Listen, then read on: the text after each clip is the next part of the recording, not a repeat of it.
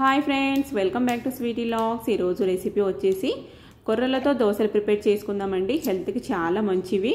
ఈ కొర్రల్లో fibre, vitamins అలాగే ప్రోటీన్స్ పుష్కలంగా ఉండడం వల్ల మన హెల్త్ బెనిఫిట్స్ చాలా ఉంటాయి. వీటిని హార్ట్ డిసీజు, ఒబేసిటీ అలాగే డైజెషన్ ప్రాబ్లమ్స్ ఉన్న వాళ్ళు తింటే చాలా మంచిదండి. డైజెషన్ కూడా చాలా ఈజీగా అయిపోతుంది. వీటితో ఇడ్లీలు, దోశలు అలాగే ఉప్మా రెసిపీలు కూడా ప్రిపేర్ చేసుకోవచ్చు. నేను ఇక్కడ దోశలు ప్రిపేర్ చేసుకుంటున్నా.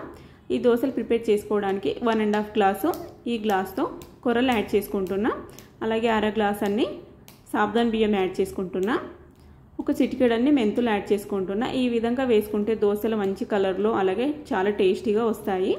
అలాగే అర గ్లాస్ అన్ని అలసందలు యాడ్ చేసుకుంటున్నా. అలసందలు మీ ఇష్టం అండి, నచ్చకపోతే స్కిప్ చేసేయచ్చు.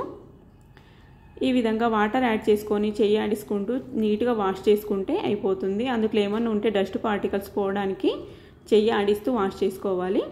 ఈ విధంగా వాటర్ యాడ్ చేసుకొని క్లోజ్ చేసుకొని ఒక 5 to 8 అవర్స్ నానబెట్టేసుకోవాలి.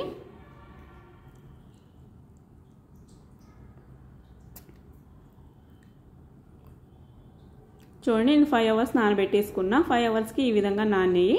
వీటిని ఇప్పుడు మిక్సీకి కానీ లేదా గ్రైండర్ ఉంటే గ్రైండర్కి కానీ బాగా ఫైన్గా పిండి ప్రిపేర్ చేసుకోవాలి.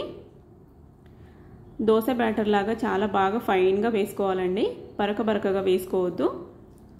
ఈ విధంగా బాగా ఫైన్గా వేసుకొని ఇప్పుడు ఒక మిక్సింగ్ బౌల్లోకి తీసుకోవాలి. ఈ విధంగా బాగా మిక్స్ చేసి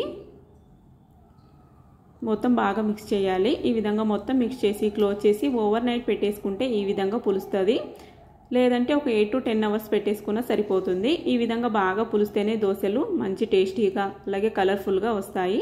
ఇప్పుడు టేస్ట్కి సరిపడా సాల్ట్ వేసుకొని బాగా మిక్స్ చేసుకొని వేడి పెనం పైన బ్యాటర్ వేసుకొని ఈ విధంగా దోశలాగా స్ప్రెడ్ చేసుకుంటే అయిపోతుంది.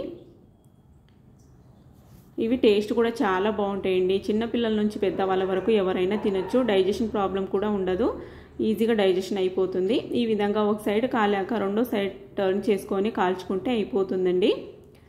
కలర్ కూడా చాలా బాగుంటాయి. కలర్ చూడండి, చాలా బాగా వచ్చింది, గోల్డెన్ బ్రౌన్ కలర్లో.